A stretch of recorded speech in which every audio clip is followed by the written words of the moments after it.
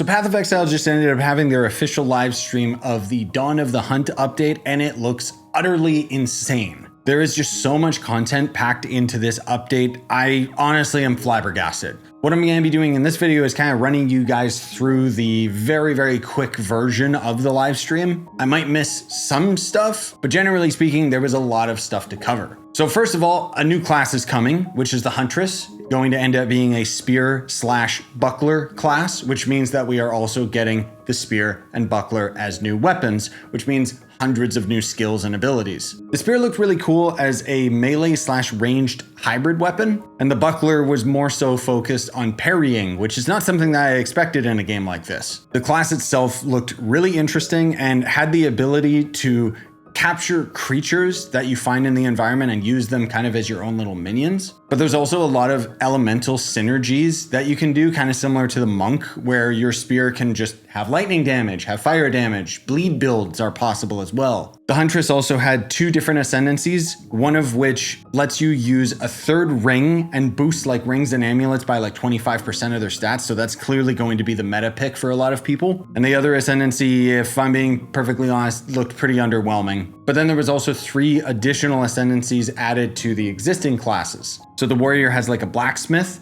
where you not only are able to forge your weapons in the middle of combat to give them various buffs, but the skill tree itself also had this weird hybrid thing that you could do where you essentially could pick and choose the stats that you want on your armor. The Mercenary also has an Ascendancy, which is essentially a demon hunter from Diablo 3, at least that's what I thought, where you've got a lot of different support abilities, not only to buff your party members, but to also help yourself, like throwing down a turret or calling in a volley of arrows, stuff like that. And then the last Ascendancy was for the Witch, and I'm a little bit disappointed at this one. For those of you that haven't already caught it, I'm a witch main in the game. Most of all, I love being a necromancer summoner class, and I was really hoping that this 3rd ascendancy would really iron out the minion build, but unfortunately it doesn't. It's just focused on chaos magic. It is cool that you can have like a full dedicated chaos build, and it does affect your minions in the damage that they do, being some additional chaos damage, so it's neat. But more importantly, Spectres are coming into the game. And Spectres are essentially the ability to summon any of the enemy types that you fought and just add them to your list of summons. The amount of spirit that they take depends on how difficult they are, but I did see them do a mix of hybrid creatures, so they had a couple low-level creatures as well as some strong ones, meaning that you could have an entire summoner build specifically around the enemies and not even use your skeletons. I assume Spectres are also going to be affected by the skills that you have in your skill tree.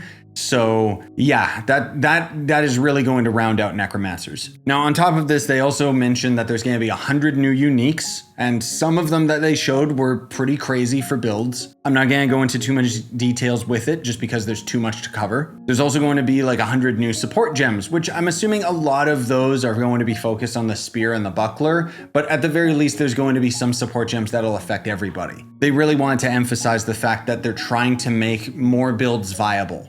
They also showed that runes will actually have higher tiered versions of themselves. So essentially we're getting gems from Diablo. Honestly has me a bit concerned because I already have a video that tears apart the inventory of Path of Exile, and I feel like having more runes that are just gonna clog up my inventory is very problematic. I don't want to have something lazy like a rune tab. I need to have an inventory bag that puts all of the currencies in it instead of clogging up my inventory. On top of that, there's all sorts of new essence and a ton of changes to the maps at the end game. There's a lot more maps, more areas you can fight, you know, more bosses and what have you, more random encounters and things that make maps a lot more interesting to digest. And one of the things that I got really excited about is you can finally resurrect inside a map. They also added this weird Azulian Wisp or something. I forget what it was called. Basically, it's this thing that you can stumble across and you got to try and follow it while fighting enemies that it's empowering as you're following it. But if you can manage to fight all the way to the end, it'll end up spawning a boss that will take the various traits from the creatures that you killed along the way, and it'll end up giving you a bunch of loot out of it. There's also Rogue Exiles, which is like AI controlled PvP. Essentially, these are going to end up being classes with random generated abilities and stats and gear. They're going to be really difficult to fight, but if you can kill them, they'll actually drop all of their gear. There's a lot of other changes, but generally speaking, that's kind of the big ballpark pitch for you guys. And the goal of this video was to just summarize everything at once.